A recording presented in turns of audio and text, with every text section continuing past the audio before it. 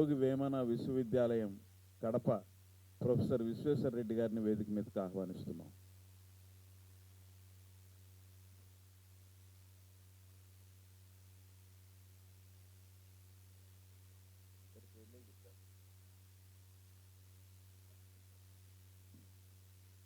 ఈశ్వర్ రెడ్డి గారు.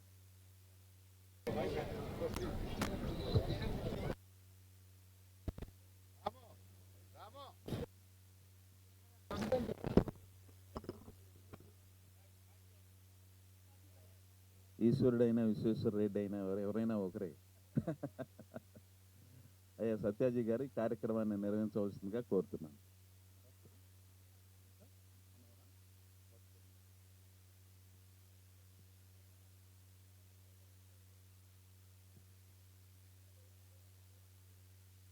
మిత్రులారా, పుస్తక శ్రేయోభిలాషులారా, ఈరోజు విజయవాడ నగరాన్ని విజ్ఞానవంతం చేస్తూ మనం ఈ పుస్తక మహోత్సవాలు జరుపుకుంటున్నాము. ఈ పుస్తకాలకు వన్నెని కీర్తిని తెచ్చిపెట్టిన ఎంతో మహానుభావుల్ని స్మరించుకుంటున్నాము. అలాంటి గొప్ప సాహితీమూర్తుల్లో ఒకరు ఆరుద్ర గారు. భాగవతుల శివశంకర శాస్త్రి గారిగా పుట్టి ఆరుద్ర గారిగా ప్రఖ్యాతిగాంచి అనేక సాహిత్య ప్రక్రియల్లో అద్భుతమైన సృజన చేశారు. తెలుగు సాహిత్య చరిత్రని ఒక క్రమంలో చదువుకోవడానికి, వీక్షించడానికి, దాంట్లో ఒక క్రమబద్ధమైన పరిశీలన చేయడానికి గొప్ప ఆధారుని తెలుగు జాతికి అందించారు. ఒక సాధారణ నాటికలతో, కథలతో తన సాహిత్య ప్రయాణాన్ని ప్రారంభించి తెలుగువారు ఎప్పుడూ గుర్తుపెట్టుకునే విధంగా మనకి ఎన్నెన్నో మంచి పుస్తకాలని అందించారు. ఆయన గొప్ప ప్రయోగశీలిగా మనకు తెలుసు. నాటికలు రాశారు, నాటకాలు రాశారు, అపరాధ పరిశోధక కథలు, నవలలు రాశారు, విస్తారంగా పరిశోధన చేశారు,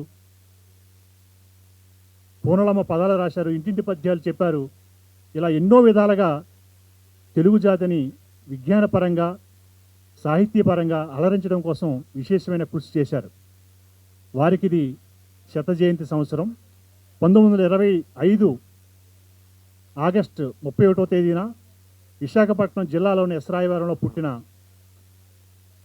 ఆరుద్ర ఆ తర్వాత ఎయిర్ ఫోర్స్లో పనిచేసి అభ్యుదయ రచయితల సంఘం వైపు ప్రభావితుడై ఆ తర్వాత పాత్రికేయ వృత్తిలో చేరి అనేక రచనలు చేసి తరువాత సినిమా రంగంలో కూడా ప్రవేశించి తెలుగు జాతి ఎప్పటికీ గుర్తుపెట్టుకోలేని అనేక పాటలు రాసి తర్వాత ఆయన చాలా ఉన్నత స్థితిలో ఉన్న కాలంలోనే దానికి స్వస్తి చెప్పి తనకి అభిరుచి అయిన పరిశోధన వైపు మళ్ళారు. తెలుగు జాతి గుర్తుపెట్టుకోదగిన కొన్ని గొప్ప పనులు చేయాలనుకొని ఆయన జీవితాంతం తర్వాత పరిశోధనకి తన కాలం మొత్తాన్ని వెచ్చించారు.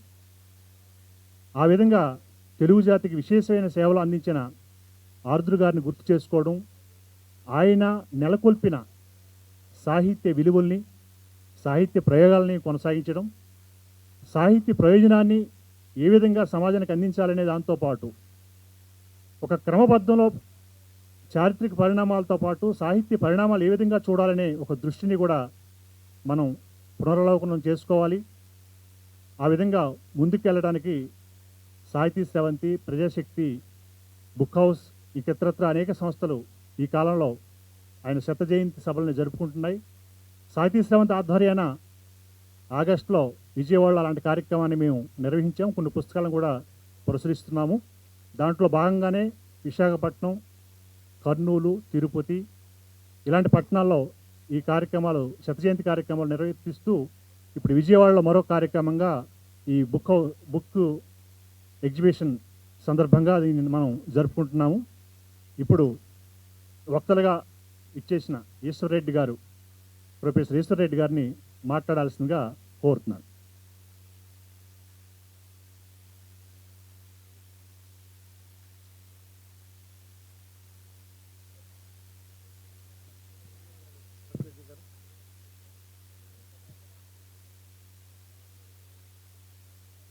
37వ పుస్తక మహోత్సవానికి విచ్చేసిన ప్రతి ఒక్కరికి నమస్కరిస్తూ, వేదిక మీద ఉన్న అధ్యక్షులు సత్యాజీ గారికి, అలాగే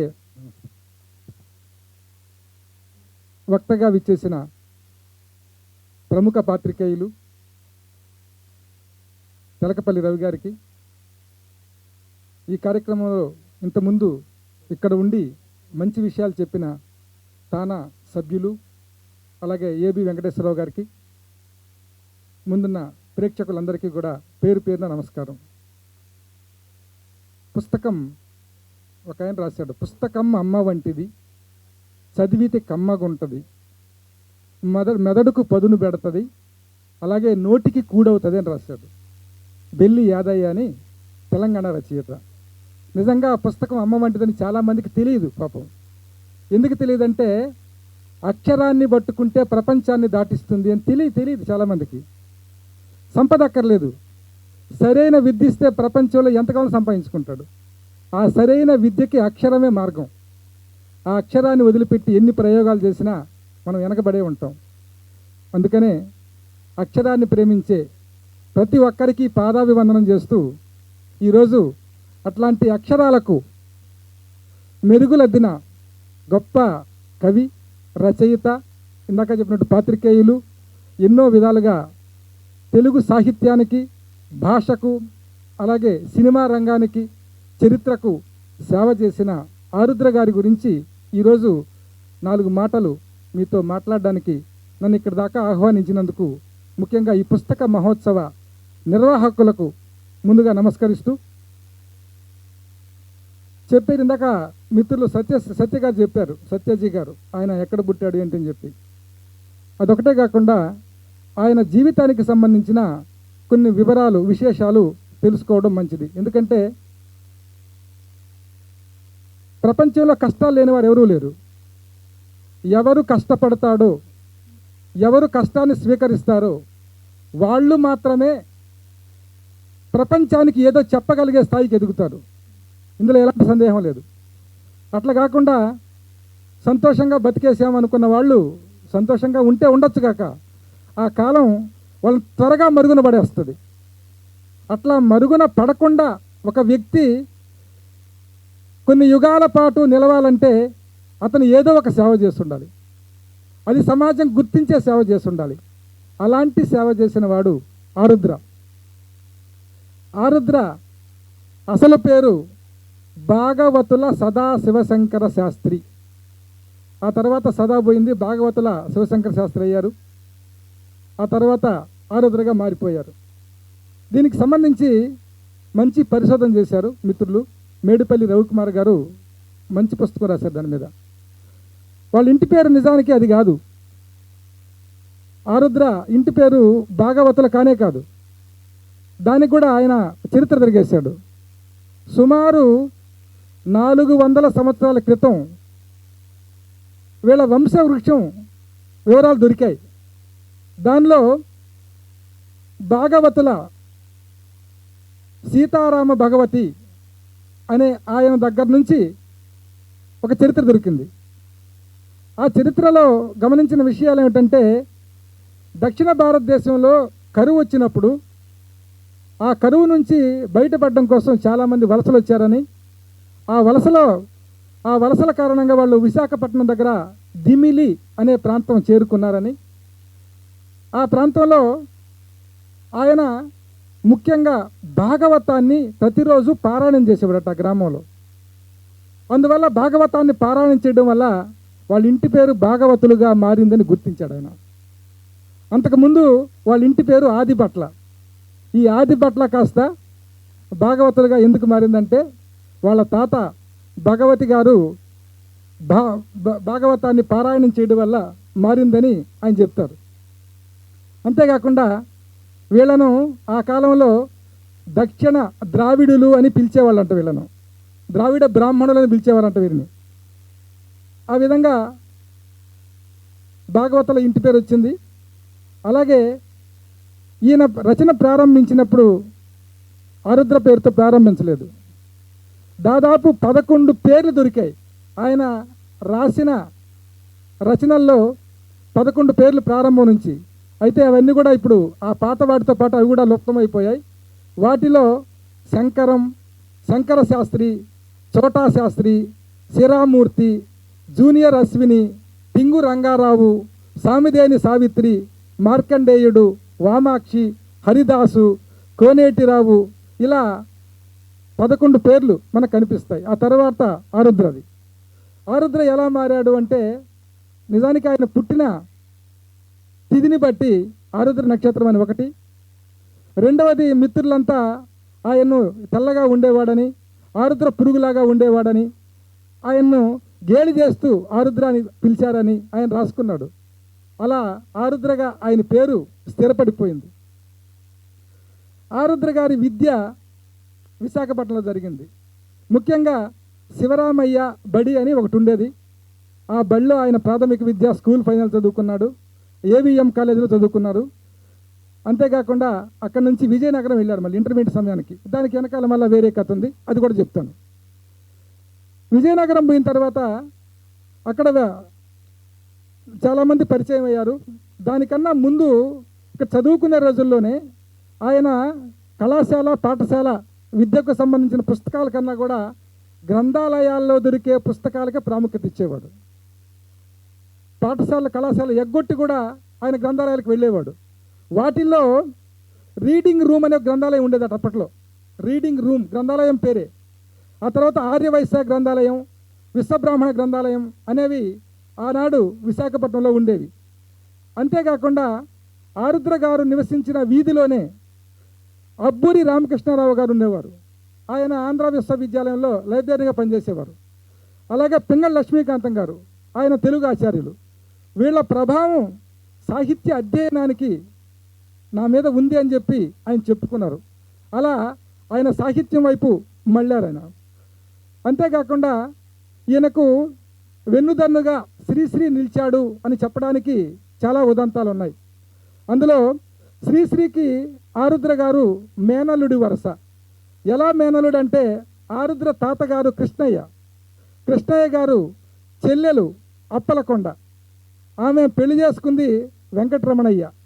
ఆ వెంకటరమణయ్య గారి కొడుకే శ్రీశ్రీ. ఆ రకంగా ఆయనకు, శ్రీశ్రీకి, ఆరుద్రకు ఇలాంటి బంధుత్వం కూడా ఉంది. ఈ బంధుత్వంతో పాటు అనేక సందర్భాల్లో ఆరుద్రను అభ్యుదయం వైపు మళ్ళేటట్టు, అలాగే సామాజిక విషయాల పట్ల ఆయనకు చైతన్యం కలిగేటట్టు ప్రోత్సహించాడని రాశారు కూడా. తర్వాత విజయనగరం వెళ్ళిపోయిన తర్వాత విజయనగరంలో రోణంకి అప్పలస్వామి, చాగంటి సోమయాజులు, శ్రీరంగం నారాయణబాబు పరిచయం అయ్యారు.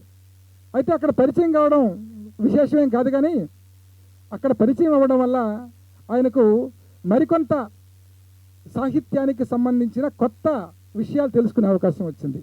అందులో చాగంటి సోమయాజులు గారి గ్రంథాలయంలో ఆధునిక ఆంగ్ల శాస్త్ర గ్రంథాలు దొరికాయి ఆయనకు.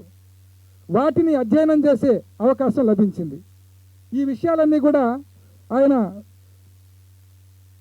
రాసిన లేఖ, పసుమర్తి సుబ్బారావు గారికి రాసిన లేఖలో మనకు దొరుకుతాయి. అంతేకాకుండా ఆరుద్రను వెలిగించిన దీపం రోణంకి అని కూడా చెప్పుకున్నారు. ఎందుకు వెలిగించాడు అంటే ఇందాక చెప్పినట్టు పాశ్చాత్య సాహిత్యవేత్తలను అధ్యయనం చేయడం, ముఖ్యంగా టిఎస్ ఇలియట్, ఎజ్రా పౌండ్, వాళ్ళతో పాటు ఇంకా ఫ్రెంచ్, ఆంగ్ల రచయితల్ని పరిచయం చేయడం, అలాగే వారి రచనా రీతుల్ని ఈయన అర్థం చేసుకోవడం కోసం వాళ్ళు ఉపయోగపడ్డారు. వీరితో పాటు ఆయనకు సాహిత్యాభిలాషే కాదు, అధ్యయనంలోనూ తర్వాత విద్యార్థిగా ఉండడంలోనూ ఆయన ఎంత ఇష్టపడతాడంటే 1960 ప్రాంతంలో ఆయన వ్యాకరణం నేర్చుకున్నాడు, తెలుగు వ్యాకరణం. 35 ఏళ్ళ తర్వాత, సాధారణంగా మనం ఒకసారి స్థిరపడిన తర్వాత ఇంకెందుకు మనం నేర్చుకోవాలని వదిలేస్తాం. అలా వదలలేదు ఆయన. 1960లో రావూరి దొరస్వామి శర్మ అనే ఆయన దగ్గర 3 సంవత్సరాలు కూర్చొని వ్యాకరణాన్ని అభ్యసించాడు. అంతేకాదు ఈయన ఎలాంటి వాడంటే గురువునే మార్చిన శిష్యుడిగా గుర్తింపు పొందాడు. ఎందుకంటే రావూరి దొరస్వామి గారు గ్రాంధిక భాషావాది, ఈయనేమో వ్యవహారిక భాషావాది. ఈ వ్యాకరణం నేర్చుకున్న తర్వాత వ్యవహారిక భాష వల్ల ఉన్న లాభం ఏమిటి, గ్రాంధిక భాష వల్ల ఉన్న ఉపయోగాలు ఏమిటి, వాటి మీద చర్చలు జరిపి చివరికి గురువును ఓడించి గురువును కూడా వ్యవహారిక భాష వైపు మళ్ళించాడు అని చెప్తూ ఉంటే ఇలాంటి శిష్యులు కూడా ఉంటారా అని మనం అనుకోవచ్చు. అట్లా ఆయన నిరంతర అధ్యయనశీలి కాబట్టి ఎప్పటికప్పుడు సమాజంలో జరిగే ప్రతి విషయాన్ని ఆయన అక్షరంగా మార్చాడు. ప్రగతిశీలవాదిగా ఆయన మారే క్రమంలో ఆయన పునాదులు ఒకసారి మనం గమనిస్తే భగవత్ గారు ఇందాక చెప్పే సీతారామ భగవత్ ఆయన ఆధ్యాత్మిక ప్రసంగాలు చేసేవారు. అంటే సంపూర్ణంగా ఆయన సనాతన భగవద్వాదు. అయితే అదే క్రమంలో ఆయనకు 5వ తరంలో మాదన్న అనే ఒక ఆయన ఉండేవాడు. ఆ మాదన్న గారి కుమారుడు వెంకన్న అనే ఆయనకు విజయ రామ గజపతి రాజు అవరేజిల్లోనే జమీందారు దత్తం చేశాడని చెప్పి రికార్డులు చెప్తున్నాడు. ఆ రికార్డుల పరంగా వీళ్ళు ఆరుద్ర పుట్టినట్టు కూడా జమీందారు తరం ఉంది. తండ్రి నరసింహారావు ఈ జమీందారు తరం ఉంది. అంటే వీరు చిన్నప్పుడు జమీందారు తరాన్ని అనుభవించాడు. ఇలాంటి జమీందారు తరం అనుభవించిన ఆరుద్ర ఇలా శ్రామిక దక్షిణాలకు ఎలా ఇచ్చేశాడు, ఆయన ఏం మార్చేశాడు అంటే ఆయన పుస్తకాలే మార్చాడు, ప్రపంచం మార్చాడు. దానికి నేను ఉదాహరణ చెప్పాను మీకు. ఆయనకి చిన్ననాటి స్నేహితులైన తీగల బిచ్చి వెంకటరమణయ్య, ఈయన బిచ్చికొండారు గారు, వాళ్ళమ్మ కాదు తీగల బిచ్చి పెద్దకొండారు, ఆ ఇద్దరు అన్నదమ్ములు. వీరు వైశ్య కులానికి చెందినవారు. వీరికి మంచి మిత్రులు, ఆర్థిక మంచి మిత్రులు. వీళ్ళని వాళ్ళ ఇంటికి భోజనాలు తీసుకెళ్తే వాళ్ళ ఇంట్లో ముగిస్తాను. సరే, ఓకే. ఆరోగ్యమైన ఇంట్లో కూర్చోబెట్టి భోజనం పెట్టేవాళ్ళు, వాళ్ళకి బయట కూర్చోబెట్టి భోజనం పెట్టేవాళ్ళు. వీరికి ఇచ్చే పల్లెం వేరు, వాళ్ళకి ఇచ్చే పల్లెం వేరు. స్వయంగా చూశాడు.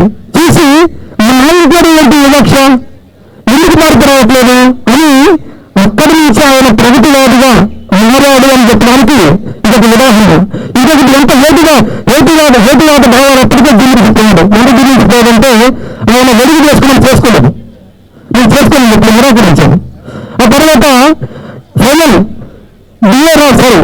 స్కూల్ ఫైనల్ రాసేటప్పుడు వాళ్ళమ్మ నేను దండం పెట్టుకుని అంటే వాళ్ళకి మాట చెప్తాడు, ఆశ్చర్యపోతాడు. నేను దండం పెట్టుకుంటే గౌరవం వచ్చిన పరీక్ష రాస్తాను అడగడుగుతాను.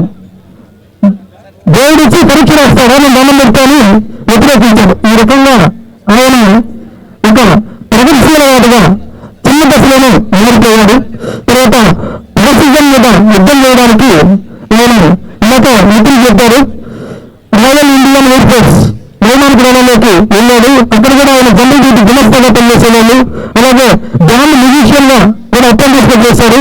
ఆయన చోటు రాసిన ఒక మాట ఏ రాశాడంటే ఒకే వాక్యం, బతుకు తిరిగి కోసం సంగీతం నేర్చుకున్న తెలుగు రచయిత రాస్తున్నాడు నాలాపై ఒక లేఖ. అంటే జీవితం ఎన్ని ఇబ్బందులు గురి చేస్తుంది. అట్లా రకరకాల పనులు చేశాడు. అక్కడి నుంచి మళ్ళీ ఆయన చెన్నైకి వెళ్ళిపోవడం, ఆనందవరం పత్రికలో పనిచేయడం, అక్కడి నుంచి అక్కడ సరిపోక మళ్ళీ ఆయన విశాఖపట్నం రావడం, హార్బర్లో గుమస్తాగా పనిచేయడం, ఆ తర్వాత అది కూడా సరిపోక మళ్ళీ బయటకు వచ్చేయడం, అక్కడి నుంచి పశ్చిమ బంగాళ వెళ్ళడం, అక్కడక్కడ కొంతకాలం పనిచేయడం, రకరకాల పనులు చేసి చివరికి తన మిత్రుడి దగ్గరికి వచ్చాడు. మళ్ళీ ఈ బిచ్చికొండ ఫస్ట్ దగ్గరికి వచ్చారు. బిచ్చికొండ దగ్గరికి వచ్చారు. వచ్చి వాళ్ళకి అప్పటికి సినిమా పోతుంది కళాశాల, కొత్త వలసలో. ఇప్పుడు మన ఊరికి పనిచేస్తున్నా పెట్టుకోరా, ఇంత చదువుకున్నావు, ఇంత గొప్పది, ఇంత పనిచేయడం అంటే చెప్పి ఆయన డబ్బులు పంపించారంట. ఒక నెలలు ఉండడానికి సరిపడ డబ్బులు ఛార్జీలకు ఇచ్చి మళ్ళీ చెన్నై పంపించారంట. అలా పంపిస్తే నారాయణరావు గారి దగ్గరికి వెళ్ళాడు. వెళితే ఆయన ఒక కొత్త పత్రిక పెట్టడానికి ప్రయత్నిస్తూ ఉంటే ఆ పత్రిక చేయడం కోసం ఎదురు చూస్తున్నాడు. అంతకాలం ఉండలేక ఆయన ఏం చేశాడంటే బతకడం కష్టం అని చెప్పి నెమ్మదిగా సినిమా వైపు పంపించారు ఆయన. అలా మొదటిగా సినిమా వైపు వెళ్ళి కథ విధానాలు చేరాడు ఆయన. చేరిన తర్వాత ఎన్ని రకాలుగా ఆయన జీవితం మారింది, తన చరిత్ర ఎంత చేశాడో మనకు అన్ని విషయాలు తెలుసు. ఇక్కడ ఒక విషయం చెప్పి ముగిస్తాను, ఎందుకంటే సమయం గురించి మాట్లాడుతుంది కాబట్టి. ఆయన ఈ సంప్రదాయాన్ని నమ్మడు, సంప్రదాయాలు కాదు. కానీ ఆయన రాసిన పాటలు లేకుండా ఏ పెళ్లి క్యాసెట్ రాదు. సీతారాముల కళ్యాణం సూతమునారండి. తెలుగు సంప్రదాయంలో ఉన్న విషయాలను చెప్పాడు. ఆ తర్వాత పెళ్లి పుస్తకంలో ఒక పాట రాశాడు. ఆ పాట నాకు గుర్తు రావట్లేదు. శ్రీకారం చుట్టుకుంది పెళ్లి పుస్తకం. ఈ రెండు పాటలు కూడా అవి లేకుండా ఇప్పుడు ఎక్కడ రాదు. కానీ ఆయన సంప్రదాయబద్ధంగా పెళ్లి చేసుకోలేదు. రామలక్ష్మి గారిని రిజిస్టర్ మ్యారేజ్ చేసుకున్నాడు. ఇట్లా ఆయన జీవితం అంతా కూడా ప్రగతిశీలంగా నడుస్తూ చాలా పుస్తకాలు రాశాడు. వాటి మీద మాత్రమే సమయం లేదు కాబట్టి మరొక వేడుకున్నప్పుడు మిగతా విషయాలు కూడా పంచుకుంటాం తెలియజేస్తూ ఈ అవకాశం ఇచ్చిన నిర్వాహకులకు, ఓపిక గృహిణులు అందరికీ కూడా ధన్యవాదాలు తెలియజేస్తూ ముగిస్తున్నాను. నమస్కారం. ధన్యవాదాలు ఈశ్వరెడ్డి గారు. పర్వాలేదు, దీని తర్వాత వేరే కార్యక్రమం కూడా ఉంది కాబట్టి వాడు ఇచ్చిన సమయంలోగా మనం అయిపించాలి.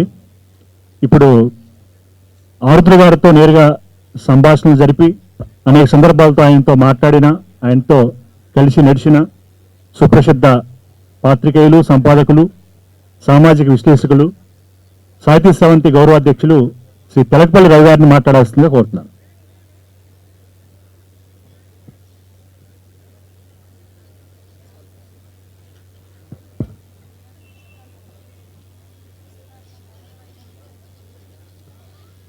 సభాధ్యక్షులు మిత్రులు సత్యాజీ, ఈశ్వరెడ్డి గారు, సభలో ఉన్న మిత్రులు, చుట్టూ వలయాకారంలో ఉన్నటువంటి పుస్తకాలను సందర్శిస్తూ ఆదరిస్తూ పరామర్శిస్తున్నటువంటి పుస్తక ప్రేమికులు అందరికీ నమస్కారం. చాలా సంతోషకరమైనటువంటి సందర్భం. విజయవాడ పుస్తక ప్రదర్శన ఈ కొత్త ప్రాంగణానికి మారడం, ఈ ప్రాంగణంలో చాలా సమ్మతితమైనటువంటి ఉత్సాహంతో ఇంతమంది పాల్గొనటం. ఒక విధంగా మన ఉప ముఖ్యమంత్రి పవన్ కళ్యాణ్ గారు దీన్ని ప్రారంభిస్తూ చెప్పినట్టుగా శరీరానికి వ్యాయామం కావాల్సినట్టే మెదడుకు కూడా వ్యాయామం కావాలి. కాబట్టి ఈ స్టేడియంల స్థాయిలో ఉత్తరోత్తర పుస్తక పరిశ్రమ, పుస్తకాలు అభివృద్ధి చెందాలనేటటువంటి ఒక సందేశం దీంట్లో ఇమిడి ఉందని భావిస్తూ ఉన్నా. ఏదో ఒకరిని సంతోషం ఇస్తుంది. ఆయన ఎప్పుడు పుస్తకాల గురించి వాళ్ళు ఎక్కువగా చెప్తూ ఉంటారు కదా. చాలా చోట్ల పెట్టినటువంటి పవన్ కళ్యాణ్ చూస్తున్నట్టుగా పెట్టిన పుస్తకము అది మేము ప్రచురించింది, మా ఆవిష్కరణలో చేసినటువంటిది కావడం కూడా ఆ పుస్తకానికి ఉన్నటువంటి ఆదరణ కూడా తెలియజేస్తుంది. మూడోది ఆరుద్ర గారు. ఆరుద్ర అంటేనే జ్ఞానం, మనకు జ్ఞాన ప్రవాహంలాగా ఆరుద్ర మనకు గోచరిస్తాడు. ఆరుద్ర గారు కూడా 1989 నుంచి మొదలైనటువంటి విజయవాడ పుస్తక మహోత్సవంతో చాలా దగ్గరగా మెలిగాడు. ఆయన 91లో 89 చివరిలోనే ఆయన సమగ్రాంధ్ర సాహిత్యం పునర్ముద్రణ జరిగింది. దాన్ని ఇక్కడే మనం ఆవిష్కరించాం. ఇక్కడే అంటే అప్పుడు స్వరాజ్య మైదానంలో, ఆ తర్వాత 2 రోజులలో వాటి అన్నింటిది కూడా పూర్తయింది. 98లో కూడా 1998 అంటే హైదరాబాద్లో కూడా ఆవిష్కరించారు, ఇక్కడ కూడా ఆవిష్కరించారు. 1998లో ఆయన మరణించిన తర్వాత కూడా జరిగినటువంటి పుస్తక ప్రదర్శన ప్రాంగణానికి ఆరుద్ర గారి పేరు పెట్టడం కూడా జరిగింది. ఆయన పుస్తకాలతో అంతగా చాలా ప్రతిసారి ఇలాంటి సభల్లో వచ్చి ఆయన మాట్లాడుతూ ఉండేవాళ్ళు. ఆ విధంగా కూడా ఇక్కడ ఆరుద్రను శతజయంతి సందర్భంగా స్మరించుకోవడం చాలా సమంజసమైన, చాలా అవసరమైనటువంటి పనిగా మనము భావించవచ్చు. మిత్రులారా, తెలుగు వాళ్ళు గర్వపడేటటువంటి, తలుచుకోగానే ఉత్తేజపడేటటువంటి పేర్లు కొన్నింటి. అదే ఒక చోట ఒక ప్రకాశం పత్రిక కావచ్చు, లేదా సినిమా రంగంలో రామారావు నాగేశ్వరరావు అనొచ్చు, లేకపోతే పాటలు అనేసరికి ఘంటసాల ఇంకొక అనొచ్చు. అలాగే సాహిత్యానికి సంబంధించి, సామాజికమైన విజ్ఞానానికి సంబంధించి తెలుగు వాళ్ళు చాలా గర్వంగా చెప్పుకునేటటువంటి పేరు ఆరుద్ర. ఇందులో ఆరుద్ర పేరు ఎలా వచ్చింది అవన్నీ ఈశ్వరెడ్డి గారు వివరించారు. నేను మళ్ళీ దాంట్లో పోను. కానీ భాగవతుల సదాశివశంకర శాస్త్రి ఆరుద్ర అనే 3 అక్షరాలతో గుర్తుండడానికి ఒక కారణం ఏంటంటే ఆరుద్ర పెరుగు ఎర్రగా ఉంటుంది. ఆయన పుస్తకాల పెరుగు కూడా, కానీ మంచి పెరుగు. అది ఎంత మంచి పెరుగు అంటే అలా జ్ఞానాన్ని తెలుసుకుంటూ వెళ్ళినటువంటి అటువంటి ఆరుద్ర పెరుగు ఆయన. కాబట్టి ఆరుద్ర అంటే 5 నిమిషాలు మాట్లాడితే మనకు ఎన్ని విషయాలు చెప్తాడో తెలియదు. ప్రతి సందర్భానికి మనం ఆరుద్రను కోట్ చేయొచ్చు. ఇప్పుడు మన సభలు దీన్ని అంతా చూస్తే మనకు వెంటనే తెలుగు వాళ్ళకి గుర్తొస్తుంది, నువ్వు ఎక్కవలసిన రైలు ఎప్పుడో ఒక జీవితకాలం లేట్ అని. నువ్వు ఎక్కవలసిన రైలు ఎప్పుడో ఒక జీవితకాలం లేట్ అన్నది సాహిత్యం చదివినా చదవకపోయినా తెలుగు వాళ్ళందరికీ తెలుసు. అలాగే పిల్లలు కాసేపు ఏడుస్తూ అది ఇది చేస్తుంటే ఎదగడానికి ఎందుకురా తొందర, ఎందుకురా సతాయిస్తావు అని గుర్తొస్తుంది. అలాగే రాముడి చుట్టూ చాలా రాజకీయం ఇదంతా నడుస్తున్న రోజుల్లో చాలా హేతువాదం ఉంది. శ్రీరామ జయరామ జయ జయరామ అని పాట రాసినటువంటి ఆరుద్ర యొక్క విశాలమైనటువంటి దృక్పథము పాండిత్యం కూడా మనకు గుర్తొస్తాయి. ఒక్క ముక్కలో చెప్పాలంటే సమగ్ర ఆంధ్ర సాహిత్య సృష్టికర్త అయినటువంటి ఆరుద్ర ఒక సమగ్రమైనటువంటి సాహిత్య మూర్తి, సాహిత్య స్ఫూర్తి మనం చాలా చాలా గొప్పగా చెప్పచ్చు. ఆరుద్ర అంటే సమగ్రత. మనకు గొప్ప కవులు ఉన్నారు, వేంద్ర రచయితలు ఉన్నారు, లేకపోతే పాటలు రాసిన వాళ్ళు ఉన్నారు, పరిశోధకులు ఉన్నారు. ఇవన్నీ కలిపి ఎన్టీఆర్ ఏ విధంగా ఆయనే కృష్ణుడు, ఆయనే దుర్యోధనుడు, ఆయనే రాముడు, ఆయనే రావణుడు అన్ని ఆరుద్ర కూడా మనకు అలాగే ఉంటాడు. ఆరుద్రే సరదా పద్యాలు రాస్తాడు. ఆరుద్రే చాలా కొత్త నూతన ప్రక్రియలతో సమయవాహనం లాంటి కావ్యం రాస్తాడు. ఆరుద్రే ఒక చదరంగం మీద పుస్తకం రాస్తాడు. ఆరుద్రే మద్రాసులో నాట్యశాస్త్ర కళాశాలలో అధ్యాపకుడిగా ఉంటాడు. వేమన్న మీద ఆయన చేస్తాడు. ఇంత ఒక్క చేతి మీద ఒక్క మెదడుతో ఇంత పరిశోధన, ఇంత పరిజ్ఞానం, ఇంత పరివ్యాప్తి చెందినటువంటి ఏకైక ఒకే ఒక్కడు ఆరుద్ర అని చెప్పి మనం చాలా చాలా సగర్వంగా చెప్తూ శతజయంతి సందర్భంలో ఆయనకు నివాళులు అర్పించవచ్చు. ఇది కూడా ఒక క్రమానుగతంగా జరిగినటువంటి పరిణామం. ఆయన నీలాల నింగులో ఎర్రజెండాలలో నీలాల నింగులో కదలదే కొత్త మార్గాలకై ఆరుద్ర జీవితంలో అన్నిటికంటే ముఖ్యంగా మనకు కనపడేటప్పుడు నూతనత్వం కోసం తపన, సమగ్రత కోసం ఒక తాపత్రయం, దీనికోసం అపారమైనటువంటి కృషి చేయగలిగినటువంటి పట్టుదల, శ్రమశిక్షణ రెండూ కలిస్తే ఆరుద్రయ్యాడు. క్రమశిక్షణ చాలా మంది క్రమశిక్షణ నేను రోజు పొద్దున్న 6 గంటలకు లేస్తాను, తర్వాత 8 వరకు వేస్ట్ చేసి అని అన్ని చాలా సమయానుకూలంగా చేయడం కాదు, అర్థవంతంగా సార్థకమయ్యే విధంగా సమయాన్ని వినియోగించడంలో ఆయన ఎందుకు మీరు గడ్డం పెంచారంటే ఎందుకు సమగ్రాంధ్ర సాహిత్యం రాసేటప్పుడు సమయం చాలక ఎందుకు వృధా అని వదిలేసాను బాబు అన్నాడు. అది నిజం. ఎందుకు రోజు గడ్డం చేసుకోవడం, ఒకసారి మానేసి కొంచెం పెరిగితే ఆయన గడ్డం పెరిగింది. దాంతోపాటు ఆంధ్ర సాహిత్యం మీద పరిశోధన కూడా ఒక మైలు ముందుకు నడిచిందని మనం చాలా స్పష్టంగా చెప్పొచ్చు. ఇప్పుడు ఎవరు ఏం మాట్లాడాలన్నా దాన్ని రెఫర్ చేయకుండా, దాన్ని ప్రస్తావించకుండా, దాన్ని విభజించకుండా చేయగలిగినటువంటి పరిస్థితి లేదు. అందులో ఛాన్సెస్ లేవు. ఇందాక మాస్టర్ చెప్పినట్టు ఆయన చాలా ఎత్తువాడు, చిన్నప్పుడు ఇవన్నీ చేసిన వాడు.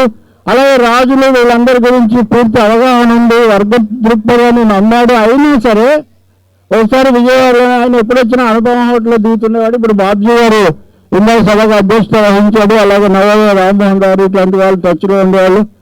ఆయన వచ్చి అక్కడ దిగితే ఇవన్నీ ఇంకా వరుసగా మాట్లాడుతుండేవాడు. ఒకరోజు నందూరి రామ్మోహన్ గారు, పురాణం సుబ్రహ్మణ్య శర్మ వాళ్ళు ఉన్నారు. ఉండి మీరు ఎందుకు అన్నిటికి కూడా కృష్ణగారు రాయలేదము, మలి రాయలేదము ఇలాంటి పేర్లు పెట్టారు,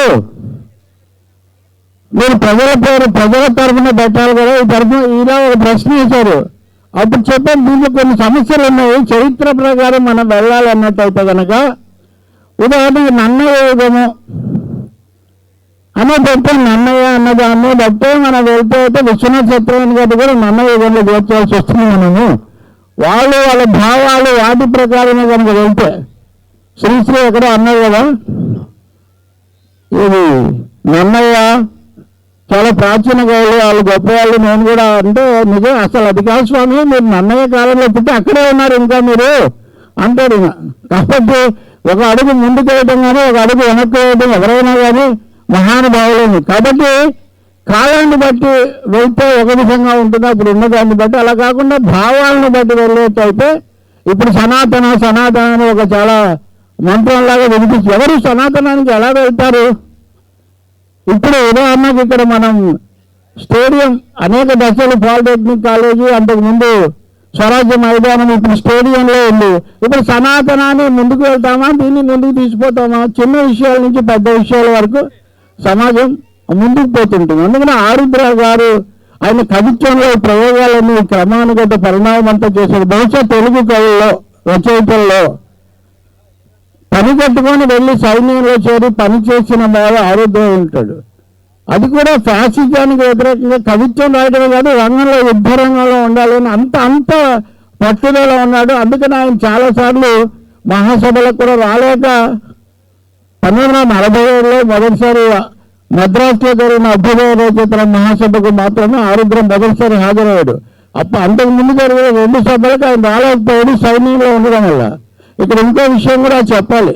మొత్తం క్రమ పద్ధతిలో మనకు సమయం చాలకపోయినా మనం తరచూ శ్రీశ్రీ ఆరుద్ర, శ్రీశ్రీకి ఆరుద్రకు మధ్యలో సమయం ఇవన్నీ చెప్తూ ఉంటారు. 2 శ్రీలు ధరించి 2 పక్షి బిగించి వెలుగు శబ్దం ధరించి ఓ కూనలమ్మ అని రాశాడు ఆరుద్ర. కూనలమ్మ పదాల్లో 2 శ్రీలు ధరించి 2 పక్షి బిగించి వెలుగు శబ్దం ధరించి ఓ కూనలమ్మ అంటే శ్రీశ్రీ 2 శ్రీలు ధరించి 2 పక్షి బిగించి వెలుగు శబ్దం ధరించి అణుచు మీటను దంచే అణుచు మీటను దంచి ఆరుద్ర కవితా విపంచి అణుచు మీటను దంచి ఆరుద్ర కవితా విపంచి అని శ్రీశ్రీ దానికి ఎక్స్టెన్షన్ చేశారు. సో వాళ్ళిద్దరికి మధ్యలో రామలక్ష్మి నాకు ఇచ్చిన ఇంటర్వ్యూ చాలా ప్రసిద్ధ. ఒక విధంగా అది రికార్డ్ సృష్టించి ఆమె అంటారు, భార్యనైనా ఏమన్నా అంటే ఊరుకుంటాడేమో కానీ శ్రీశ్రీని ఏమన్నా అంటే మటుకు ఆవిడ ఊరుకోడు, నా దగ్గర ఒట్టేయించుకున్నాడు, ఇంక నీ జీవితంలో ఏమన్నా ఇంకా నువ్వు బతకనివా ఇంకా అన్నీ వచ్చి నా మీద గొడవ వేసుకున్నాడు. మామూలు చాలా ప్రశాంతంగా ఉండేవాడు. అంటే బయట చలామణిలో ఉన్న అనేక కథలు చూస్తే భావాల్లో ఘర్షణ. ఇందాక నేను అన్న ఈయనకున్న క్రమశిక్షణ వేరు, ఆయనకున్నటువంటి పద్ధతులు వేరు. అది మళ్ళీ మనం ఇంకొక వేరే చర్చలోకి పోవచ్చు. కానీ ఇక్కడ జనం చాలా మంది మిస్ అయ్యే ముఖ్యమైన పాయింట్ ఏంటంటే ఇదే మైదానంలో ఇదే పుస్తక మహోత్సవంలో శ్రీశ్రీ శత జయంతి 2010లో జరుపుకున్నాం. ఆరుద్ర గారి శత జయంతి 2024లో జరుపుకుంటున్నాం. ఈ ఇద్దరికి మధ్యలో ఎంత వయసు తేడా ఉంది? 14-15 ఏళ్ళ దాదాపు ఒక తరం. శ్రీశ్రీతో పాటు తన పేరు కూడా వచ్చేట్టు చేసుకోవడంలోనే ఆరుద్ర ఒక చాలా విశిష్టమైనటువంటి విజ్ఞాన కృషి నుండి విప్లవ భావాలు కూడా ఉన్నాయని చెప్పొచ్చు. అంటే అంత పట్టుదలగా అంత గట్టిగా. ఇప్పుడు నేను మద్రాసు 1947 మహాసభలకు ఆరుద్ర మొదటిసారి హాజరయ్యే అవకాశం వచ్చింది అనుకో. కృష్ణశాస్త్రి గారు సభలకు అధ్యక్షత వహించాడు. అలా ఎక్కడో ఉన్నాడు ఆరుద్ర. ఆరుద్రని కృష్ణశాస్త్రి గారు వేదిక మీద పిలిచాడు. పిలిచి ఇక్కడ అందరూ ఉద్దండ పిండాలు ఉన్నారు, యువతరానికి ప్రతినిధిగా ఆరుద్ర రావాలని చెప్పి కృష్ణశాస్త్రి ఆహ్వానించాడు. సో అభ్యుదయ సాహిత్య పరంపరలో అంతకుముందున్న వాళ్ళతో పోలిస్తే ఆరుద్ర యువతరానికి ఒక ప్రతినిధిగా వచ్చాడు అన్న విషయాన్ని కూడా దానికి తగినట్టు ఆయన రాసినది కూడా కొత్త ప్రక్రియలు తీసుకొని వచ్చాడు. తెలంగాణ సాయుధ పోరాటాన్ని బలపరుస్తూ స్వమవాహం రాసుకొచ్చాడు. ఇప్పుడు చాలా వరకు ఈ అత్యాచారాలు అన్నీ చూస్తుంటే ఆయన అందులో రాస్తాడు. ఒక రైలు వెళ్ళిపోతూ ఉంటుంది నిజాం ప్రాంతంలో. ఆ రైల్లో నుంచి ఒక మహిళ లేచి మన మణిపూర్లో చూస్తాం తర్వాత ఆమె బట్టలు ఎదురేస్తుంది. అందరూ తిడతారు, నీకు సిగ్గులేదా బట్టలు ఎదురేస్తావని. అంటే అప్పుడు ఆమె చెప్తుంది, పక్కన రజాకారులు సైనికులు వాళ్ళందరూ నానా హింసలు పెడుతున్నారు, మహిళలను అవమానాలు పాలు చేస్తున్నారు, అవన్నీ తెలిసి కూడా మరి మామూలుగా కూర్చున్న మీకు సిగ్గులేదా నాకు సిగ్గులేదు. దాని తర్వాత మన మణిపూర్లోనూ అనేక చోట్ల మనం ఇలాంటి ఉదంతాలు మహిళలు నిరసన తెలపడానికి ఈ పద్ధతి ఎంచుకోవడం కూడా మనం చూస్తాం. ఇది ఆయన ప్రమేయంలో రాశాడు. అలాగే కాలాన్ని గురించి చెప్పడానికి కూడా ఒక ముఖ్యమైన మాట అంటాడు. ఇప్పుడు కాలాన్ని గురించి టైం ఎంత అయింది లేదా ఆలస్యం అయింది అంటే మనం పెద్ద టైం చూడక్కర్లా. తర్వాత సభ వాళ్ళు వచ్చి ఇక్కడ నిలబడుతుంటారు, మనం వినే వాళ్ళకి విసుగొస్తూ ఉంటుంది. అంటే ఆరుద్ర అంటాడు, కాలాన్ని కొలవడానికి క్యాలెండర్లు దండవే కదా, ప్రజల బాధలు చూస్తే చాలు ఆ సమయంలో అని చెప్పి చెప్తాడు ఆయన. ప్రతి దాన్ని కూడా ఒకవైపున కొత్త రకంగా చెప్పడం, ఇంకో వైపున చాలా సూటిగా చెప్పడం అన్నది ఆరుద్ర యొక్క కవిత్వంలో కానీ రాతలో కానీ విడమార్చి చెప్పడం అన్నది చాలా స్పష్టంగా, అందులో ఏమాత్రం మొహమాటం లేకుండా స్వభావం అన్నది అంత క్లిష్టంగా రాశాడు. ఇప్పటికీ అర్థం కాదని చాలా మంది చెప్తూ ఉంటారు. మరి అది రాసిన ఆరుద్ర చాలా సింప్లిఫై చేసి పద్యాల ప్రక్రియను కూడా సింప్లిఫై చేసి కూనలమ్మ పదాలు చెప్పాడు. మనంతా కూని రాగాలు అంటుంటారు. నిజానికి కూని రాగాలు చాలా మంది కూని రాగాల స్థాయిలో ఆ పాటను ఆ రాగాన్ని కూడా హతమార్చే స్థాయిలో పాడుతుంటారు. అయినా ఎవరి గొంతు ఎవరి పాట దాన్ని ఎవ్వరూ కూడా ప్రశ్నించడానికి అవకాశం లేదు. కానీ ఆరుద్ర కూనలమ్మ పదాల్లో గొప్ప గొప్ప భావాలు. చిన్న తాళ్ళను ప్రేమి పెద్ద ఏనుగు నేను కట్టేవాడే జ్ఞాని ఓ కూనలమ్మ, చెవుల చీరలు దోచి చెలువ చీరలు కాచి చేసనే లాలోచి ఓ కూనలమ్మ, నేను మామకు యముడు నేను వత్తకు మొగుడు ఘనుడు కథ మాధవుడు ఓ కూనలమ్మ. ఎన్ని రకాలుగా ఏకపత్ని వ్రతం అది మనకు అభిమతము వేల్పు భార్యల శతము ఓ కూనలమ్మ. జీవితంలో ఉన్నటువంటి వైరుధ్యాలను వ్యంగ్యాన్ని వీటన్నిటిని కూడా ఆ కూనలమ్మ పదాల ద్వారా ఆయన ఆవిష్కరించారు. అలాగే ఇంటింటి పద్యాలు, దాన్ని రాయడమే పద్యాలు అని రాశాడు. ఛందస్సు లేకుండా అని మళ్ళీ బ్రాకెట్లో అని ఎంతో ఇప్పుడు శ్రీశ్రీ విన్నవి కన్నవి విన్నవించగా మాటలకై వెతుగాడకపోతే అన్నాడు. అది ఛందస్సుల సర్ప పరిష్వంగాలు దాటి అని వదిలేశాడు. 350 రాశాడు ఆయన. ఈయన ఛందస్సులు లేకుండా నేను ఇంటింటి పద్యాలు రాస్తాను. ఎన్ని పద్యాలు రాశాడో మనం దాంట్లో చెప్పలేము. ఇంకా అంత గొప్ప విషయం. సాహిత్యంలో ఇన్ని ప్రక్రియలు. ఇది అయిన తర్వాత ఇవన్నిటి మధ్యలో సినిమా పాటలు. ఆరుద్ర సినిమా పాటలు అనగానే ఇప్పుడు చల్లగాలి వీస్తున్నట్టుగా కొండగాలి తిరగకుండా ఉండదు ఎవరైనా కానీ. పుట్ట మీద పాల పుట్ట పొంగిపోయి కులిచింది, గట్టునున్న కన్నలేడి గంతులేసి ఆడింది, పలుచుదనం అందానికి తాంబూలం ఇచ్చింది. అంటే ఎంత సరళంగా సులభంగా సాంప్రదాయాన్ని అందులో ఇముడిస్తూ ఉంటుంది అనమాట. ఆ శక్తి ఆయనకు ఉంది కాబట్టి ఇందాక వారు చెప్పినట్టుగా అడుగడుగున తొలి పలుకులు గుర్తు తెచ్చుకో, పొరబడితే తడబడితే తప్పు దిద్దుకో అని అంత సరళంగా ఒకరినొకరు తెలుసుకొని ఒకటిగా మసలుకొని మసకేని పున్నమిలా మనికి నింపుకో జీవితాన్ని. మసకేని పుణ్యం ఎలా ఉంటుందంటే ఆరుద్ర సాహిత్యంలో సినిమా పాటల్లో అన్నింటిలో కూడా కొట్టొచ్చినట్టుగా కనబడేది సరళత్వం, తెలుగుదనం, తెలుగు జాతీయత, తెలుగు నుడికారం. అందుకని ఆయన విశ్వనాథ్ గారు ఒకసారి అన్నాడు, విశ్వనాథ్ గారు ఇలాంటి క్లాసికల్ న్యూ క్లాసికల్ సంప్రదాయాన్ని కూడా సాంప్రదాయ జ్యోతిని ఒక కాపు కాయడానికి చేయి అడ్డం పెట్టిన అని చెప్తాడు కదా శంకర శాస్త్రి. అటువంటి విశ్వనాథ్ గారు ఇన్ని రాసుల ఉనికి ఇంటి చెలవపు రాసి కన్య మీరాశి అనే పాట ఉంటుంది ఆ సినిమాలో. ఒక్కొక్క రాశిని అంటే ఆమెను కన్యా రాశి, మకర రాశి, వృశ్చిక రాశి, వివిధ రాశులతో పోలుస్తూ పోతాడు. హఠాత్తుగా విశ్వనాథ్కి ఈ పాట కనబడిందట. అరే ఇంత గొప్ప పాట ఉంది, ఇది ఎలా మిస్ అయ్యింది అని. అసలు ఇటువంటి పాట ఉందా లేదా అని ఆరుద్రని అడిగాడు. ఆయన 2 చరణాలు చూసి అడిగితే ఆరుద్ర మొత్తం పాట అంతా చెప్పేసి ఇంకా ఎన్ని ఉన్నాయని చెప్పాడట. చెప్తూ పోతే చిత్ర పరిశ్రమలో కానీ, సాహిత్య రంగంలో కానీ, పత్రికా రంగంలో కానీ ఎవరికి ఏదైనా సందేహం వస్తే అప్పటికి వికీపీడియా లేదు, ఆరుద్రపీడియా మాత్రమే ఉంది. ఆరుద్ర ఒక encyclopedia of film industry, of literary world, of language Telugu people, సాహిత్యాభిమానులు అందరికీ. అలాగే రాజకీయంగా శ్రీశ్రీ రాసిన పొలాలనన్నీ హలాల దున్ని ఇలా తలంలో హేమం పిండ ఇదందరం తెలుసు మనకు. లండన్ రచయితల మేనిఫెస్టో చదివి శ్రీశ్రీ రాశాడని కూడా మనకు తెలుసు. కానీ ఆరుద్ర ఎటువంటి వ్యక్తి అంటే తను లండన్ వెళ్ళినప్పుడు పని కట్టుకొని ఆ రోజు ఉన్నటువంటి ఆ మేనిఫెస్టో తీసుకొని వచ్చి ప్రజాశక్తిలో ప్రచురించి దీని ఆధారంగా శ్రీశ్రీ చేశాడని నిరూపించాడు. సో ఆరుద్రలో ఒక పరిశోధకుడు, ఒక పండితుడు, ఒక సృజనకర్త, ఒక సామాజిక అధ్యయనశీలి, ఒక సామ్యవాదికి కూడా కలగలిసినటువంటి ఒక సమగ్రమైన వ్యక్తిత్వం ఆరుద్రది.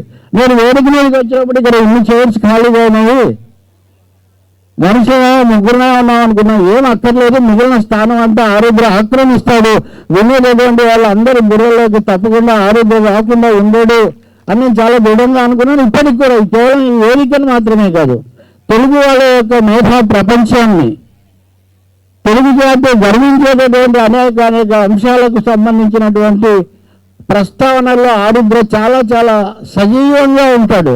ఎంత సజీవంగా ఉంటాడంటే రగిలింది విప్లవాన్ని ఈరోజు అగ్ని పేరు అల్లూరి సీతారామరాజు అనే పాట వినండి. చారిత్రికత ఈ సినిమా పాటలే కానీ ఆయన దీన్ని చూపిస్తాయి. వందే మాతరం అంటే వినిపించిన బంగాళం, హింసకు ప్రతిహింస అన్న వేరే భూమి పాంచాలం, స్వరాజ్యం జన్మ హక్కు అనిచాటిన మహారాష్ట్రం, అన్నిటికీ నెలవాయను ఆంధ్ర వీర హృదయం రామరాజు హృదయం అంటాడు. దిట్టమైన శిల్పాల దేవాలయాలు, కట్టుకథల చిత్రాంగి కనకమేడలు, కొట్టుకొని పోయే కొన్ని కోటి లింగాలు, వీరేశలింగం ఒకటి మిగిలిన చాలంటారు. గొప్ప మాట. వేదంలో వీరేశలింగం ఒకటి మిగిలిన చాలు. కట్టుకథల చిత్రాంగి కనకమేడలు అంటారు. అంటే మళ్ళీ ఇవి కట్టుకథలు అని సజెస్టివ్గా. సో చరిత్రను చిన్న చిన్న పదాల్లో, సినిమా పాటల్లో కూడా విమర్శగలిగినటువంటి ప్రజ్ఞ బహుశా ఆరుద్రలో చూసినంతగా మనం ఇతరుల్లో చూడం. ఆయన ఇంకా ఎక్కువ పాటలు ఎందుకు రాయలేదు అంటే సమగ్రాంధ్ర సాహిత్యం. సినిమా పాటలు రాయటం ఆయన చెప్పాడు. ఆయన షష్ఠపూర్తి సభలో ఆయన చెప్పాడు, అప్పుడు సినిమా పాటలు రాస్తే డబ్బులు వచ్చాయి కాబట్టి నేను సమగ్రాంధ్ర సాహిత్యం రాశాను. ఇప్పటికి వచ్చేసరికి ఇంకా దానికి ఆర్థికంగా ఒత్తిడి ఇవన్నీ ఉంటాయి అన్న పద్ధతిలో చెప్తే ఆ సభలో ఉన్న కృష్ణరాజు లేచి నేను వేస్తాను అని అన్నాడు. అంటే బాబా ఆర్థిక సమస్య కాదు, ఇంకా చాలా ఉన్నాయిలో, మీరు చేసిన దానికి కృతజ్ఞతలు అని ఆయన చెప్పారు. కానీ ఒక 2 సంవత్సరాల పాటు మళ్ళీ రెండోసారి సంగతి చెప్తున్నాను నేను. ఇది సమగ్రాంధ్ర సాహిత్యం లాంటిది ఒకసారి రాసి అది ఆదరణ పొంది ఇదంతా అయిన తర్వాత దాన్ని మళ్ళీ తిరగరాయడానికి, దాన్ని మళ్ళీ రివైజ్ చేయడానికి ఒక రచయిత, ఒక పరిశోధకుడు సిద్ధం కావాలంటే ఎంత పట్టుదల ఉండాలి. దాదాపు మొదటి భాగాన్ని రెండో భాగాన్ని పెట్టి చూస్తే మనకు ఆ తేడా తెలుస్తుంది. చాలా వాటికి అంతకుముందు చెప్పిన భిన్నమైన కోణాలు చాలామంది ఎగతాళి చేశారు. ఏమనంటే ఆరుద్ర గారు అన్ని ఊరికే లిస్ట్ ఇచ్చాడు, అది కూడా జోకేసేవాడు ఆయన. ఒకటే చూసి రాస్తే కాపీ, 10 చూసి రాస్తే పరిశోధన అనేవాడు. 10 పుస్తకాలు చూసి రాస్తే పరిశోధన, జోక్స్ పని మీద పనే. ఏమన్నా ఆరుద్ర గారు విజయవాడలో సాహిత్య అధ్యయనం మీద సెమినార్ జరుగుతుందా, మీరు వెళ్ళలేరు అంటే వాళ్ళందరూ పరిశోధనల మీద మాట్లాడేవాళ్ళు. నేను మాట్లాడకుండా పరిశోధన చేసుకుపోయేవాను. నేను అది ఒక విధమైన ఇది ఉండేది. వాళ్ళు మాట్లాడతారు, నేను మాట్లాడకుండా. ఒకసారి ఇలాంటి సభలోనే ఆరుద్ర గారు పర్లేదు మీరు కూర్చొని మాట్లాడండి అంటే నన్ను 10 కాలాల పాటు నిలబెట్టండి అని మొదలుపెట్టాడు. మీరు ఏమన్నా చెప్పండి, దానికి ఆయన ఒక దాన్ని ఒక జోక్ లాగా, ఒక చమత్కారం లాగా మార్చేస్తాడు. కానీ వాటి వెనుక చాలా గొప్ప విప్లవ దీక్ష ఉంటుంది. చాలా స్పష్టంగా ప్రకటించాడు. మీరు వామపక్ష భావజాలానికి, కమ్యూనిస్టు భావజాలానికి అంకితమైన. అందుకనే చలసాని ప్రసాద్ గారు ఇలా మిగిలినలో ఒకసారి ఆరుద్ర గురించి ఏదో విమర్శగా రాస్తే దానికి 7 భాగాలు జవాబు రాశాడు. వివిధ దశల్లో తాను ఎలా కమ్యూనిస్టు భావాలతోనే ఉన్నాను అని చెప్పడం కోసం ఆయన చాలా వివరంగా రాశారు. మా ప్రజాశక్తి సంస్థతో ఆయన చాలా దగ్గరగా ఉండేవాళ్ళు. అందుకని ఇచ్చి వారానికి పాటు తప్పకుండా పంపించేవాళ్ళు. అలాగే సుందరయ్య గారు చనిపోయారని తెలిసినప్పుడు రాత్రి ఫోన్ చేశాడు ఆయన మద్రాసు నుంచి. జోహారు కామ్రేడ్ సుందరయ్య, నీలాంటి త్యాగులు ఎందరయ్యా, నీలో మన జెండా ఎగురునయ్యా, నేలపై మన బాట నిలిచినయ్యా అని చెప్పి రాత్రి ఏం చెప్పాడనేది కాదు, కానీ ఆయనలో వచ్చినటువంటి ఆ కదలిక, ఆ శ్రద్ధ, అదే ఆ అధ్యయనంతో ఆయన చివరి వరకు కూడా కలిసినప్పుడు కూడా ఎన్ని సందేహాలు అడిగేవాళ్ళంటే సిద్ధాంత పరిపుష్టి కోసం, విషయ సమగ్రత కోసం ఆయన చేసినటువంటి అపారమైన అధ్యయనం మధురమే ఆయనంత ఉన్నత శిఖరాల్లో నిలబెట్టింది. తెలుగు వాళ్ళకు నిత్యం స్మరణీయంగా, ప్రాతస్మరణీయంగా చేసిందని మనం చాలా స్పష్టంగా చెప్పొచ్చు. శ్రీ ఆరుద్ర, దాశరథి, నారాయణ రెడ్డి అని ఇట్లా 4-5 పేర్లు ఎవరైనా ముందు, ఇంకా తర్వాత మళ్ళీ రకరకాల రూపాల్లో చాలా పేర్లు వస్తాయి. కానీ ఆరుద్ర గురించి నారాయణ రెడ్డి గారు ఒకసారి చెప్పాడు, నా ప్రశ్నలకు తాళం చేయ ఎక్కడ ఉందని అడుగుతాడు ఆరుద్ర, కానీ జ్ఞానం పెట్టక మటుకు తాళాలని ఆయన దగ్గరే ఉంటాయి అని. ఎక్కడ తల వంచాడు ఆయన. పార్కులో నడిచేటప్పుడు మటుకు తల వంచుకొని ఆలోచిస్తుంటాడు, వస్తూనే మొత్తం వదిలేస్తాడని చెప్పి ఒక డైలాగ్ వేస్తాడు. కాబట్టి మిత్రుల ఆరుద్ర సమగ్ర ఆంధ్ర సాహిత్యం లాగే చెప్పాలంటే చాలా ఉంటుంది. కానీ ఈ పూట ఇప్పటికే నువ్వు ఎక్కవలసిన రైలు ఒక జీవితకాలం కాదు, ఒక మీటింగ్ కాలం లేటు. ఎందుకంటే ఇంకో మీటింగ్ కోసం మిత్రులందరూ ఎదురు చూస్తూ ఉన్నారు. కాబట్టి మనం సమయాన్ని కూడా గౌరవిస్తూ మీ దగ్గర నేను సెలవు తీసుకుంటున్నాను. మరొక సందర్భంలో ఆయన మీద ఆయన రాసినవి వాటిని పుస్తకాలుగా తెచ్చే ప్రయత్నం కూడా జరుగుతుంది. ఇప్పటికే తెచ్చారు, మేము ప్రజాశక్తి తరఫున తెచ్చాము. తర్వాత విశాలాంధ్ర మిత్రులు కూడా తీసుకొచ్చారు. రామలక్ష్మి గారు కూడా ఆయన అంతకుముందు అభివృద్ధమైన కూడా తెచ్చారు. కానీ ఇప్పటికి కూడా ఆరుద్ర గురించి తెలుసుకోవాల్సిన విషయాలు, ఆరుద్ర గురించి అయినా, శ్రీశ్రీ గురించి అయినా, ఇంకొకరి గురించి అయినా, public opinion is published opinion ఒక మాట అంటారు, మ్యానుఫ్యాక్చరింగ్ కన్సెంటర్ ఒక మాట అంటారు. అంటే చలామణిలో పెట్టినవే నిజాలు కాదు. వాటి వెనుక బిట్వీన్ ది లైన్స్, మాటకు మధ్యలో, పంక్తికి మధ్యలో ఉన్నటువంటి ఖాళీలో అసలైనటువంటి చరిత్ర, అసలైన విషయాలు ఉంటాయి. ఇతిహాసపు చీకటి కోణం అట్టడుగున పడి కనిపించని కథలన్నీ కావాలి ఇప్పుడు దాచేస్తే దాగని సత్యం అని శ్రీశ్రీ అన్నట్టు ఆరుద్ర చివరి ఇదొక్కటి చెప్పి నేను మీద సెలవు తీసుకుంటాను. టెంప్టేషన్ అంతే. శ్రీశ్రీ ఇంకా ఆరుద్ర గురించి అనేక కథలు ఉన్నాయి, కానీ వాళ్ళు చాలా సన్నిహితులు, లేకపోతే వాళ్ళు ఒకరి ద్వారా ఒకరు పెరిగారని తెలుసుకోదంటే నా శ్రీశ్రీ జయభూరి అనేక ముద్రమని పొందిందని నేను ఆరుద్రకు అంకితం ఇచ్చాను. సోషలిజం అయిపోయింది, ఇంకా కమ్యూనిజం అయిపోయింది అన్నప్పుడు శ్రీ ఆరుద్ర అమెరికాలో ఉన్నాడు. మనీ ప్రపంచం గెలిచిందా, మరో ప్రపంచం పోయిందా అని ఒక గీతం రాశాడు ఆయన. మతి భ్రమించిన సోమరులంతా గతి తర్కాన్ని పెడతారా, వాక్సులని బోధవాన్ని వృధాన్ని పెడతారని వెనుక చెప్తూ చివరకు ఆయన మరో ప్రపంచం విధిగా మనము పట్టిద్దాము, చదువుదాము, శ్రీశ్రీ మార్గంలో చదిద్దామని ముగిస్తాడు. This is what I say. So Arudra is the continuation శ్రీశ్రీకి, తెలుగు సాహిత్యంలో అభినయ పరంపరకు, అలాగే మొదటి నుంచి ఉన్నటువంటి సాహిత్యంలో ఉన్న అధ్యయనపరమైనటువంటి సంప్రదాయాలకు ఆరుద్ర గొప్ప కొనసాగింపు.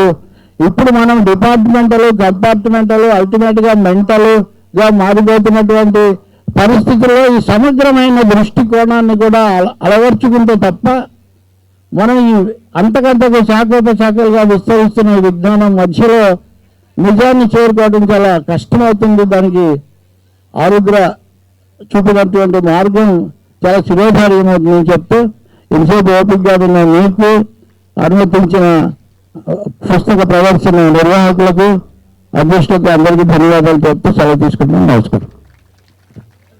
రవి గారు ధన్యవాదాలు. రవి గారు ఆటల్లో ప్రస్తావించినట్టుగా శ్రీశ్రీ ఆరుద్ర జీవితం చాలా విస్తారమైనది. ఆయన జీవితంలో ప్రతి ప్రక్రియను, ప్రతి ప్రయత్నాన్ని చాలా వివరంగా మాట్లాడుకుంటే సమగ్రాంధ్ర సాహిత్యం అంత అవుతుంది. ఆరుద్ర జీవితంలో మనం చూడదగినవి, ఆయన ఏ విషయమైనా ఆధార సహితంగా మాట్లాడాడు. ఎక్కడైనా చరిత్రలో అపరిష్కృతంగా ఉన్న విషయాల్ని, సందిగ్ధాలని, సందేహాలని ఖచ్చితంగా ఆధారాలను కనిపెట్టి ఆయన వాటికి ఒక నిరూపణ వివరణ ఇచ్చాడు. ఇది గొప్ప విషయం. రెండో, నిరంతరంగా కొత్తదనం కోసం ప్రయత్నం చేశాడు. ముందుకు పోవడం గురించి మాట్లాడాడు. ఈ విధంగా ఆరుద్ర మనకు నిత్య స్ఫూర్తిగా ఉంటాడు. శ్రీశ్రీ పుట్టిన తేదీని సంబంధించి కూడా ఆయన వివరాలు సేకరించి సవరించాడు. అప్పటిదాకా ప్రచారంలో ఉన్న తేదీని కాకుండా మరొక తేదీని ఆయన ఖచ్చితంగా చెప్పాడు. ఈ విధంగా ఆరుద్ర ఆయన నడిచిన దారి, ఆయన చూపించిన పరిశోధన, శాస్త్రీయత, ఇలాంటి విషయాల్లో మనం నిరంతరంగా కృషి చేయాలని కోరుతూ ఈ సభల్ని సాహితీ స్రవంతి, ప్రేయశక్తి బుక్ హౌస్ ఇందాక చెప్పినట్టుగా వివిధ పట్టణాల్లో నిర్వహిస్తుంది. అనేక పుస్తకాలు తెచ్చే ప్రయత్నాన్ని చేస్తుంది. ఆ కృషి కొనసాగుతుంది. ఈ సభ ఇంతటితో ముగిసింది. మీ అందరికీ ధన్యవాదాలతో సెలవు.